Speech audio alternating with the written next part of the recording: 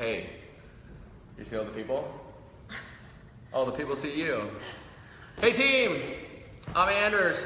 This fresh face over here, so you're gonna be able to see. Do you see where it says live right there? I'm like all in their grill right now. Pretty soon, after Facebook tells everyone, well, you've done this before. I've seen your videos of your gym. Yeah, once. Well, did you see how many people viewed it? Did they tell you? Hardly any. Well, that's not true at all. Look at that. Who do you think that is? Hey, whoever you are, hit the little blue button. I bet that was Pear out front. Well, we are going to Molly White. Molly. You know Molly? Do you know Molly? Yeah, I've seen. Yeah, Molly. She knows you. We are here. Yes, This is, we're gonna work on our posture because by the end of this we'll be totally slouched over. If you want a pad, you can, there's one over there too. Hey team, we're here hanging out. This is Juliana. Julie, I learned all of the variations today. Selvaggio from Alaska. Delta Junction. Oh, Delta Junction, yeah. Yeah, I didn't know where that was, but now I have a lot of people that I hang out with in the Delta Junction, and she's one of our concierge clients, and this is super cool. She is down in Los Angeles for the summer, and I don't know where in Los Angeles, but it's a very different place than Alaska, and which is super cool because if you're in Southern California, so am I, and that means we get to hang out. So we just got done doing a whole bunch of learning about movement. What did we do? Snatch, Turkish get-ups. Sean Maloney, how you doing, bud? Rowing. We did some rowing. What was your 500 time? 2 minutes flat. Oh, really? Yeah. I didn't look at it. Coach. And we learned some dips. Shoulder rotation, internal rotation, external rotation, how to keep you healthy, all your muscle ups. This is Julie's very first Facebook Live, so the more little, the likes. No, the less, actually. The more likes you get, the more she'll talk. We respond to simple things.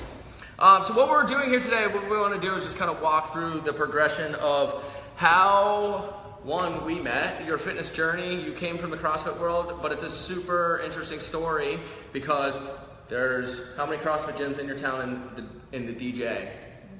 Zero. There's a garage in the middle of the Delta Junction that your husband and another one of our clients, Patrick, you better be tuning in. You guys kind of threw some weights into the garage and made it happen. Yeah. What spawns this thing? How did CrossFit get to Delta Junction? How did you, your husband Patrick, how did this whole gym thing start? See, the thing is that my husband was kind of the one that really, a couple guys before him were doing it, and then he really latched onto it. But See, you're famous. yes, I do. Work out Yes. Birkenstocks. Birkenstocks. It's a whole challenge, you should try. You got to do it. Find your heels. Yeah, exactly. Tell us about CrossFit. Anyway, so he kind of latched on to the idea, started doing all this stuff. I actually didn't really have anything to do with him. Actually thought he was a jerk at the time. This is your husband? Yes. Wow, Yeah. nice. Meatheads in the gym. He actually was like, I was super active when I was young. Like I, did track and field, played soccer. But for me, our PE class, we actually did Taibo. I don't know if people know what that is. But Oh, we know. Billy yeah. Blanks. Okay, yeah. Billy Blanks made all the money kickboxing in the air. Yeah. So to me, fitness. that wasn't fun at all. So I don't want to watch the same video over and over again of kicking and pushing. So I was looking for something better than this, and my husband at the time, who was just a random dude, was like, hey, you should try this. And I was like, okay. So I went and did Fran. I told you this story. That's a good start. But I actually did Fran 3 times because at the time, CrossFit main site said 3 rounds of 21, 15, 9. Yeah. So I thought you were supposed to do 3 rounds of that. So You were in that workout. I remember specifically that workout on the main site. Yeah, so they wanted you to do 3 all rounds of Fran. Yeah, and that's brutal. Yeah, and I loved it. That's when I first started. Addicted that was like to the craziness right away. Yeah, right away. Right on. So we find CrossFit, and that's a really, really brutal way to find a fitness program doing, 45, 90, 135 pull-ups and thrusters. Yeah. Did you do it at 65 pounds? Please tell me no. I don't think so. I think I did it at 55. So much better. Scale things, people. Yes. So you felt like crap for 30 minutes? Yeah. Nice. And you decided that was what I need. I have a very similar story. I used to do Fran literally every Friday because when I started CrossFit, I had literally never run into another person that did it. It was me and 2 of my friends, and we never ran into another person for like the first 3 years. And I went out to dinner with his wife, my training partner, and my girlfriend at the time, and we sat next to a person that had a CrossFit shirt on, and I literally interrupted their dinner, and I led the conversation with, "What's your Fran time?" Has to be one of the most embarrassing ways to introduce yourself to somebody, like, "What's your Fran time?" Like, I'm sure his family was just like, "Dude, get out of here. Like, you are such a loser." But how long did that go on for?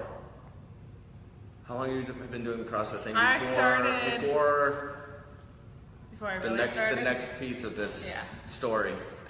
So I started in 2008, 2009, when I was in 9th grade, or ending my 9th grade year. And I was like really off and on, still wanted to eat like crap and be a kid, which people should do. Totally. And so I like did it here and there, didn't really see a lot of results, but like still loved it, so I kept going. And then when I got out of high school, I got a little bit more serious. Yeah. What does serious mean? How many times are you working out a day? Well, at the time, I was doing probably 2 workouts a day, and I was doing 6 days a week. 12 all-out, balls-to-the-wall workouts a week? Yeah, I have learned, like, you don't go 100% in every workout. No, most people, yeah.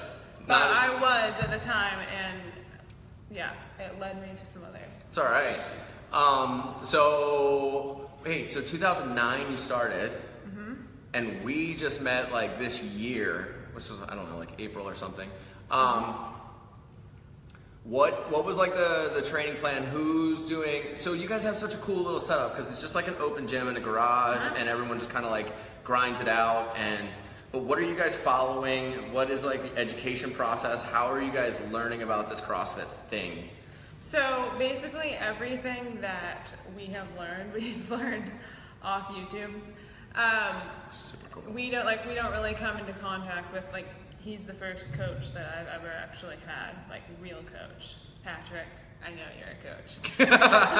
Whatever. You're cool. You got me my muscle ups, okay. Anyway, but like legit coach, you know, I kid with these guys all the time. But so we've just learned, like they've learned everything off of like the internet and just like researching, doing all that stuff. They actually just 2 years ago, I think, went to Anchorage, which is like 5 hours away from us, and got their level 1 certs. So now they're like the top dogs. Now they're real. And so they program for the gym now, and they've done their research. Their programming is tough. Yeah. But it's well balanced too. Yeah, they're actually really, they're on their game. I think that when I started working with, so there's 3 people in the gym that I get to work with. Well, 2, and then James is a little different, but he's all in the same town. But Right. It's a pretty elevated conversation that you guys have, which is pretty cool. I was not really expecting it. I was kind of expecting it to be like 2010 in SoCal. But you guys actually know what's going on. It's pretty sweet. Yeah. Yeah, I mean, you can find a lot on the internet, and you have to kind of filter dig. through. Yeah. Because some stuff you don't want to take, but like they try and look for the best stuff, and they've taken stuff from you and added it into our programming. Thieves. What? Yeah, at least they're not selling it. So there's a reason we're sitting here, right? Things started, this 12 workouts at 100% every single week of our lives started to, the gas pedal was pressed a little too hard. When and what happened? When did things start going bad? What's like man, this might not be the way? And where's like the mental game going? This is the behavior side of things always gets me super stoked on. Like, when do things start going bad? So, like, a year after high school, after I graduated, I don't even know how many years ago it is now, but it was in 2011, so like, yes, 6. So a year after I graduated, like, I went, like, balls to the walls, and, and that first year, I felt like I was deadlifting a lot of weight, or a lot for me. I've never deadlifted a lot, so. Anyway, I was deadlifting, felt a little tweak, was like, oh, everyone feels these. I'm good. Let's keep going. Kept going, like, as hard as I was. Felt tweaks here and there, and then, like, that happened in December, and then, like, that next March, April, like, I started getting, like, bad back pain. And so I started going to a chiropractor. This is where it gets super fun. Yes, this is where it gets really exciting.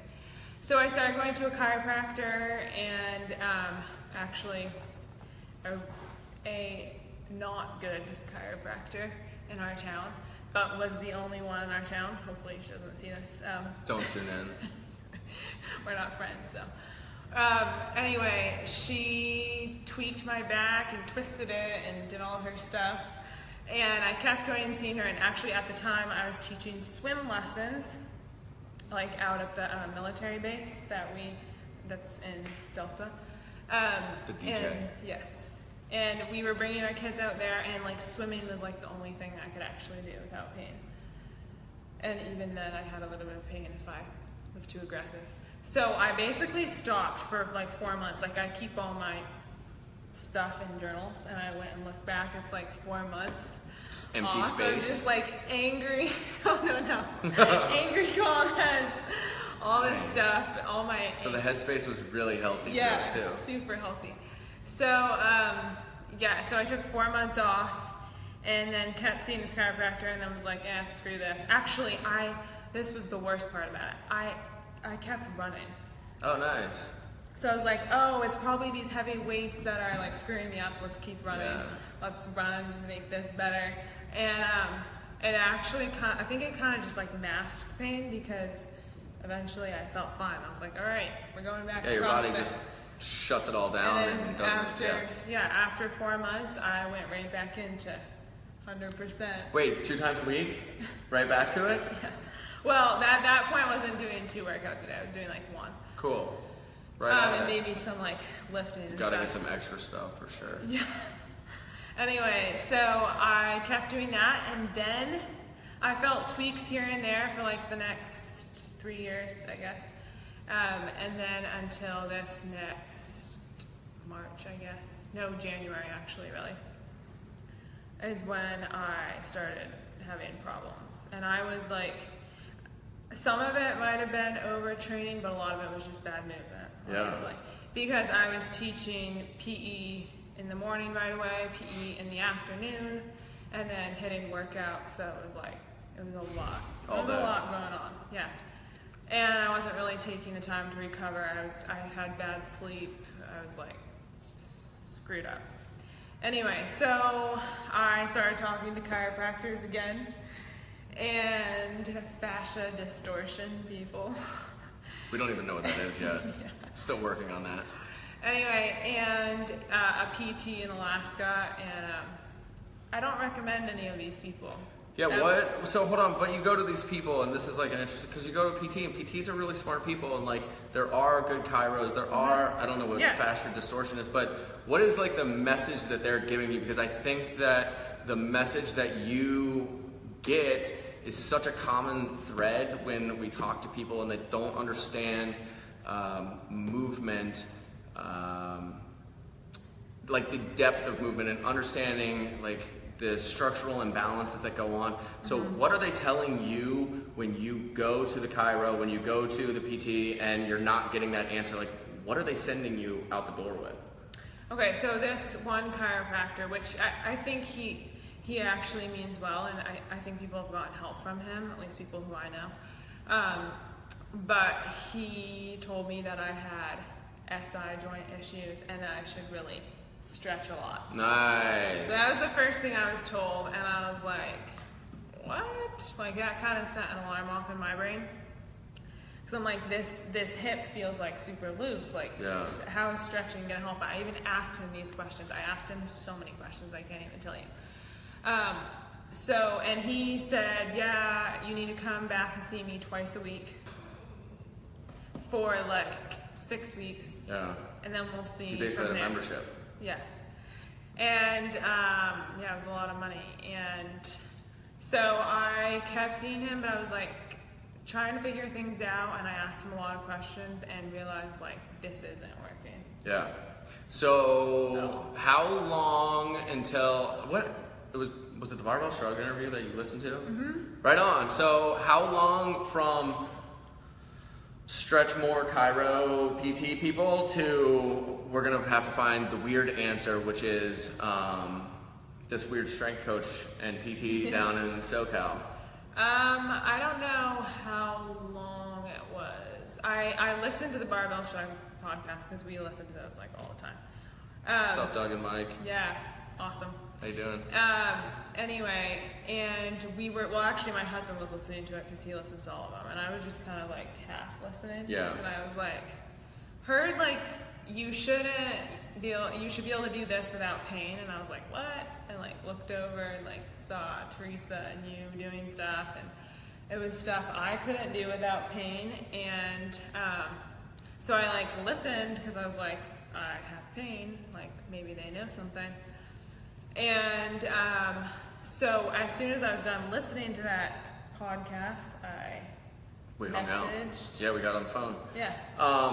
So first off, we talk on the phone. We actually, most of the time, you were just ready for answers, which is awesome.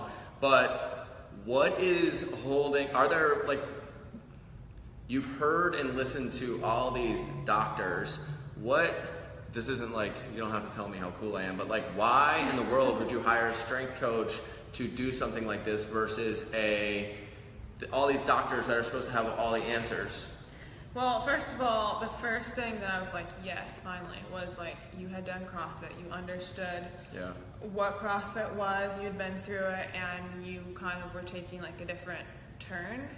And so that attracted me right away. I was like, okay, he'll know what I'm talking about. Like these other people that I was seeing, I was having to be like, this is what a GHD is, and this is what a back, like this one dude's like, what is a deadlift? I'm like, you freaking do a deadlift every day. Like, you have to know. It's gonna be hard to fix somebody when you don't even know like the common like, language among people. Yeah. Right. So like I was spending a lot of time having to teach them before they were helping me. I'm like, wait, did you really teach them how to do a deadlift? Backwards. Oh, like, I do this thing, and then it hurts, and then... Oh, yeah. In the office, I showed him, like, so many different exercises. I was like, can I do this? Can I do this? Can I do this? He's like, what's that? What's that? What's that? I'm like, okay, I have had enough of this. So right away, that's the first thing. I was like, okay, he's going to understand this. And then, like, you're super confident on the phone. You're like, oh, I can heal you. Like, this is no problem. Like, you don't have an issue. And I'm like, it's not a problem. I'm like, great, awesome. Like, I'm ready to hear that. Like, I was ready to hear that I did not have an issue. It's awesome. So when you said that, I was like, that's it. I'm sold. Like, we're gonna do this. I'm gonna follow this program. Get this guy to help me. Crushed it. So, different message though, right off the bat. We're not stretching anymore. Yeah.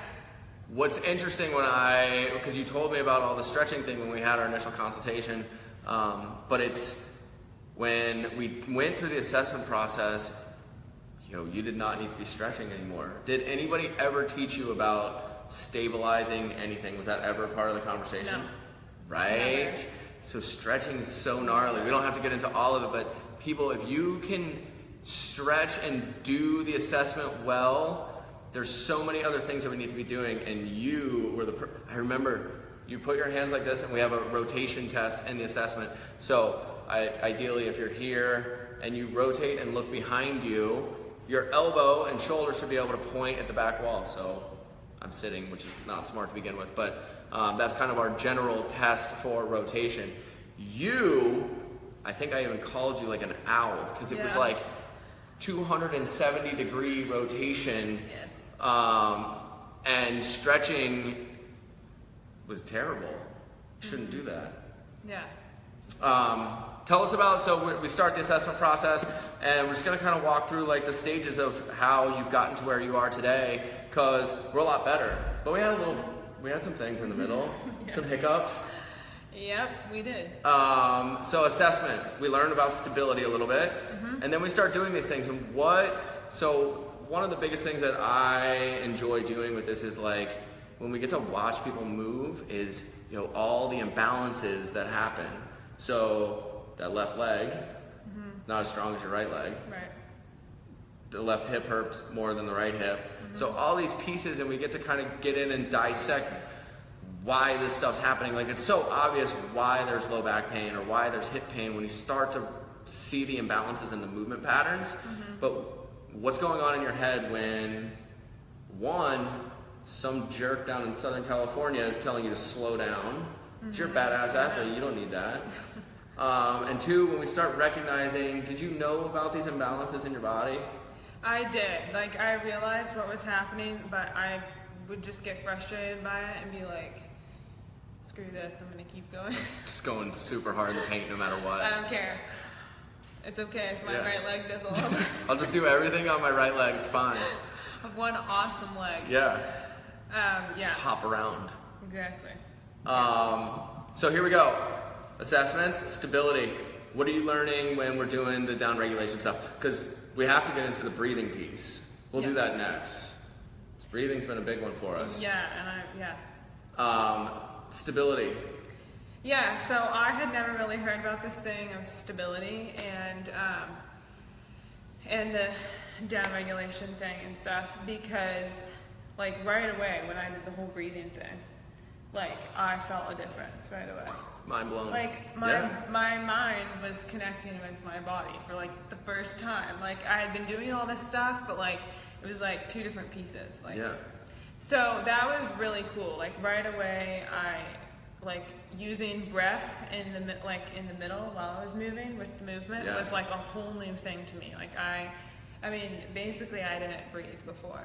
Yeah, so before we get too far down, the stability track, so we have an assessment at the beginning of the program, and in this assessment we find out just kind of what your tissues and joints look like. So Dr. T's put together a mobility track, so if you can, generally speaking, if you can bend over and touch your toes, or maybe you have too much range and you're like a super yogi and you can palm the ground, you need to be working on stabilizing those joints. We don't need to continue stretching tissues and joints and connective tissues that are already surpassing what your optimal range of motion is. So bending over and touching your toes is like one of the simplest ways that we can test this global flexion piece. How do your hips work? What do your hamstrings look like? What is kind of the general flexion in your spine look like when we round over? If you can get past those ranges of motion, then we have a stability piece. So with the breath, we start using the breath piece to create tension in our abs, work on those like deep core muscles, and then we can start adding the movement piece on top, and that's the track she's on. If you can't bend over and touch your toes, we've got to use the breath to start loosening things up, taking tension out of the tissues, and actually getting you to those optimal ranges of motion. So those are the big pieces that we start this thing out with and why we have the assessment. So when we get into the movement pieces, you're talking about how now the breath and the movement start to connect all into this big kind of global picture of how you're supposed to move. Right. What changed in your programming and kind of like taking the program and separating it from like maybe the CrossFit side of things, but like what do you get to learn when we start doing this stuff? Well, I mean, the biggest thing was like actually being aware of what my body was doing. Because it goes slow. Yeah, like super slow, like way slower. Like, so the first week when I videoed stuff, I was like pumping out the push-ups. Yeah. And he's like, what are you doing? Like, so fast. Stop. And so that piece was like so new to me, and I was like, whoa. Like, really hard. Yeah, but like I also got way stronger when I was doing it, which was push-up. awesome. Yeah. Yeah.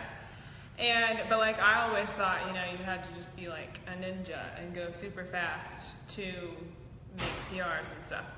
So that was really cool, learning that even if you're going slow, like you can still PR and be awesome. Yeah, you're gonna get a lot stronger. Yeah. Just all the ranges of motion in the middle, not just the top and the bottom. Yeah, and especially with like the breath you were talking about, like the inner core muscles, like I never had really engaged those, I don't think. Because like it was a whole new thing. Yeah. Like breathing while I was working out and engaging those was like a whole new thing for me. Like I had never done that, and like the way I felt was so much better. I love that. In the middle of. So the breath is something super cool, and you can kind of touch on this however you would like, but if you are out there and you are living in pain, you have to understand that your body is in constant stress, right? And the breath piece is super interesting to us, and it's kind of like the thing we hang our hat on, because if we can get people to relieve that stress that's stored in the tension, or that tension that's stored in our muscles, now all of a sudden we actually get to find out what the range of motion is. We get to see your movement patterns, because you walk around and you're blocking in that low back, low spine area all the time, and you never actually get to move freely. And it's just because there's so much tension in that area, and we have to get rid of that before we can even start to find out what's going on. So there's a couple things that happen in this stress breathing. When we see people, one of my favorite things, you would have been so awesome at this when we first started, but like I love walking into when we're doing seminars and big group things, you're like, everybody take like the biggest breath possible, and they always go, Yeah. and it's like, no, that was like a 1 second long breath. And what we see so much, whether it's people that have desk jobs, spend a lot of time, long commutes in the car, whatever it is they get into this pattern of breathing because their posture's over, so we can't really access our diaphragm. And then this stress pattern, like you're running all day long, is how we breathe. Terrible. You were a good stress breather. And what we find is that if we can get you to breathe through your nose and start activating your abdomen and breathing into those deep core muscles, like one, we're gonna get a little bit better posture because we've got some actual abs going on, not just these cool ones. But we're able to get in and just down-regulate the muscles and start to breathe the stress out of the tissues, right? So, you mentioned the breathing stuff. How do we do this now? Tell me about your breathing life. Because, side note, in the middle of this whole process, this one right here decided to challenge me to go down into my garage and try Qigong for the first time, which is super cool, like energy practice. It's awesome, you should try it. Super cool. I'll do it one day on the internet whenever I'm confident enough to do it, because it's a little strange, but it's super cool, and we're able to like move energy, calm the tissues down and all this stuff. So the breathing thing is something that we kind of latched onto, and it's something that a lot of people don't think about it. What is this a part of your day now? Like, yes. What changes do you notice in your training, life? Yeah, so don't go crazy. We don't need to know like all of the details of your qigong and your silence. Trust me, I won't share. So the breathing part was huge for me because of this program, because I did this thing called, my friends like to call it my stress breathing. My sister, she actually got a picture of me doing it. Really? I was like, seriously? I was like, you don't Just care out of about it. nowhere, and she just videoed you? No, it was like at some event that we were at, and she was like, oh my gosh, like you're literally stress breathing. I'm like, crap. But that was in the past. So now I don't do that anymore, thanks to this program. Because like when I first started, I was still kind of doing that because I didn't know how to breathe properly. I'm still learning. Most people don't. So anytime I would get in like a stressful situation, like I would like push off my legs to get my rib cage to open up because I thought I was getting more air that way. Well, little did I know I was not. And so that was like huge for me because I went through a stressful situation, my sister's wedding and some other stuff, and I didn't do that. I think I told you about that. So that was like super cool. I was like, seriously, I literally haven't been stress breathing. And I had been on the program for like, I don't know how long, a couple of weeks, and practicing that. So that was super awesome. So now, pretty much every day, especially when I'm going to sleep, like it has helped me so much when I'm going to sleep. Like now I can actually go to sleep within the first like 10 minutes of laying down. Wow. Which is super cool. I've never been able to do that like ever in my life. So Jennifer Starcher writes in, this is so me, on anxiety meds because of ongoing chronic unexplained shortness of breath and now serious constant low back tightness, which has led me to left hip pain. You know what's funny is we were sitting at Movement RX with your counterpart right here that had chronic, ongoing, unexplained shortness of breath with serious, constant low back tightness, which has led to hip pain. She's you. That's me. Set up a call with us, and we can help you. We're going to do this. Jennifer, thanks for the question. Now in the daily life, do you ever notice this stress breathing anymore? Not really. Really? Yeah, like never. That's pretty sweet, huh? Yeah, it's awesome. I've told a lot of people about it actually, because it's like, that's like the biggest thing that this program has helped me with a lot, but like that and mindset is like the biggest thing that this program has helped me with. The behavioral piece, I love that. So one thing that was super cool when your sister was getting married and you guys had like this big, there was a little stress going on that week, right? Yeah. That would normally be a time where you were like, just breathing a lot. All the time. And you wrote me a message saying, my sister just commented how I just don't do this stress breathing thing anymore. Like she actually noticed the calm, which is super crazy. Yeah. Thank you, Jennifer, for your comment. I wish we could see the second half of it. We do not have a computer up to do this. We're just on our sweet iPhone 7 here. But you should totally do this program. Yeah, please set up a call with us and we'll get you set up. This stuff is very learnable. We'll fly you to Alaska to meet her and she'll teach you how to do it all. So, in the middle of this thing, what happens? We had a little setback. We started doing, so this is like you bring up the behavioral health thing, and this is at the heart of the program to me. Like, I love catching people at this really, may sound weird, but almost at a very vulnerable stage. Like, we only get to live this one life, right? Mm-hmm. That we know of. Right. It could get weird. You never know. You never know. But we get one of these that we're sure of. And when people wake up and they're telling us like, I'm in pain, I can't go to bed well, the sleep is off, I'm constantly stressed out, and all I do is think about pain. If you don't take action and learn what's going on, you're literally kind of doing this, you're like being okay with like, I'm just gonna live this way. Yeah. And you don't have to. But it takes a massive pattern interrupt in your life of how you go from badass Juliana Selvaggio to, hey, now I'm on this thing and it's a different course of action and a complete different path. And we find that is one of the hardest things because people aren't ready to commit to, okay, I just need to focus on me to get healthy. And they're worried about chasing this idea of something else.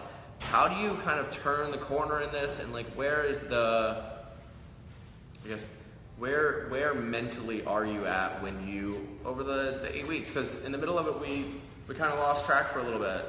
Yeah. It got weird. We went back to training super hard and all this stuff. So, yeah. Your patient's at 1, right? When we first started this, I basically decided that like getting my hip issue figured out, and I decided I needed to stop and do something different, even though I really, really didn't want to. I just had to make the choice to stop, slow down, and figure this out. I still can have those days of frustration. Where I would like to just CrossFit like I was and not have to do slow moving things. And so that was a big change for me, because I had to stop, and all the people who I train with continued to train the way that we all were training. And really, like, what my mindset used to be was like, get the best time on the board. Gotta win. I mean, the open, like, my name was at the top in our gym every time, because like that was my goal, and I wasn't hyper local celebrity. I wasn't gonna let anyone take that from me. Which, like, looking back at it now, I'm like, that's so stupid. Like, I mean, yeah, everybody wants their name at the top, but like, really, I had to think about like the longevity standpoint, like, do I want to keep doing this? Yeah. And if I do, like, I need to stop and figure out what's going on and really train my body like in the right way, especially now, because like I'm training other people. So it's like I can't just like tell them to do something and then be doing something different myself. So now I have to like do what I'm expecting them to do. So yeah, we kind of had a hiccup. I think it was on like week 4. It was a month in. 4. You felt really good, yeah. so you just... No, it was on week 5, I think. Was it? Whatever it is, you felt really good. You were like, close. I'm just gonna go crazy for a week and see what happens. So we like do partner workouts, and I was like, hey, can I do this partner workout? 1 rep max farmer carry. And I was like, it's 135-pound farmer's carry, like, can I do that? And he's like, it's up to you. Never should have said that if he had known me well enough. Anyway, now he knows. But so I went balls to the walls and did the farmer's carry and felt fine, actually. And then Monday rolled around and I felt okay, and then it hit me Tuesday like a load of bricks. And I was like, but it's not the end of the world, right? So we take a little step back. It's not a big deal. But now we are, I don't even know how many weeks it is, wherever we're at, but it's like 10-ish. But most importantly, we're starting to turn the corner. Like, you, one, have a grasp of kind of the weaknesses that we need to be working on. We know how to breathe properly, which is like 80% of the gig. Awesome. The hip is pretty under control most of the time-ish. And we get to start working back towards some of those performance goals. So where is your mindset when, okay, so without me saying it, what's kind of the plan and some of the mindset stuff that you have going into getting back into your CrossFitness? Well, obviously, like, incorporating breath into everything that I do is going to be like top of the list, because I've seen such good results with it. And it's super important. Like, you can't just not breathe when you're exercising and working out. Yeah. You gotta breathe. You can't do that. You need air. So that's gonna be a huge part. And going back into it, like, my mindset is much more, like, I'm not looking to get the best time. Like, I'm looking to, like, have good form, not be in pain. Number 1. And I'm not right now, which is awesome. So yeah, and this program has got me to this place. So moving forward, I just need to continue that and not be like... We even did some Olympic lifting today. Yeah, and it felt good. Right? We'll see how tomorrow goes, but I think we'll be all right. No, I think the biggest thing though is like when you go slow and you're able to actually focus on the movement quality instead of the piece, like, that is the thing that I've noticed the most in working with you, is the quality of the movement. When you go so fast and you're doing these workouts and the only metric you're interested in is how fast you're going, we really lose out on one, like all the really cool ranges of motion. Like if you're doing a push-up, you should be really strong like halfway down, like a quarter of the way down, 3/4 of the way down, not just bouncing off connective tissue in the bottom range of motion. Yeah. Because when that transfers into ring dips, when that transfers into muscle ups, all of those pieces, you're going to be catching muscle ups in a really internally rotated position, and it's going to be, the connective tissue is going to be way too loose in there. So what happens? Pain. It happens.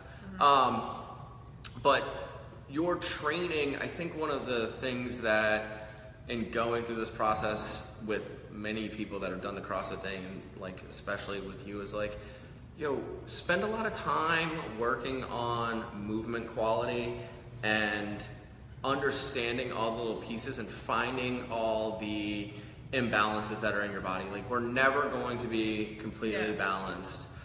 Your right leg is probably always going to be stronger than your left leg. Yes, but if we know that, we can create programs and understand how to train those things so that if a hip fires up, if there's some low back pain, we have this checklist in our brain of, okay, if I just do these 3 or 4 things and take a day off from the intensity, now I can use this as like a rehab piece versus, or a restorative strength training program versus a, what do I do now? I need to go see a doctor. Like that is not the answer. You need to empower yourself with the ability to know how to heal versus waiting for someone to tell you what's wrong with you. And you can go play CrossFit. How many times have you played CrossFit now? A few, quite a few. Right? And how do we do when we get in there? Good. Strict muscle ups now. Watch out, world. 2018 CrossFit champion. That's my wife. She just buzzed in. Cool. She doesn't see this. I don't think they let her watch Facebook Live at work. So where do we go from here? What are the goals? To be awesome. Right? Do you think we're competing in the 2018 CrossFit Open? No, probably not. Why not? Well, I don't know. Yeah, see? That was the first time we've talked about that. We hadn't planned that answer. I need a coach. I don't want to say the wrong answer. We'll probably be there. I don't know what we'll do. We'll Hopefully figure something out. not how I was this past Yeah. weekend. Because You don't need if to you do the saw my workouts. videos, I I was flailing. I don't want to watch. Yeah. What are we telling people? What's the recommendation? They're in pain. They don't know what to do. They've had a million people telling them all these things. Chiro's cracking and fascia distortionist? I didn't actually see that guy, thankfully. He was the one that you called right before me. Wow. Fascia dysfunctionist. Have you ever heard of that? You have? Fascia distortion. Dr. Cody's over here, and he has heard of a fascia distortionist. Hi, Lisa. Lisa's another one of my people. She loves hanging out, too. We're going to fix her, too. Wrapping up, what do you want to tell the people? You should do this program. It's awesome. It'll help you in a lot more ways than you think it will. I love it. Thanks for hanging out. This was super fun. We got to do some training. If you are ever in Southern California, you're here for what, 2 more months? Yeah, a while. Yeah. Come to Movement RX. Come to Bear Republic. Yeah, If you're in LA, Julie will totally hashtag Birkenstocks. There it is. She had them on today when we did our training session. It was the best. I changed them, But come and hang out with us. We have a sweet little crew down here. You can come hang out with Dr. Theresa and Cody, who's over there. You can't see him. In the clinic, we'll get some training in. We'll talk about movement. And yeah, these guys are the best. come and hang out with us. Anything else? I think that's it. From Alaska to SoCal. Peace out. You made it. Oh wait, finish.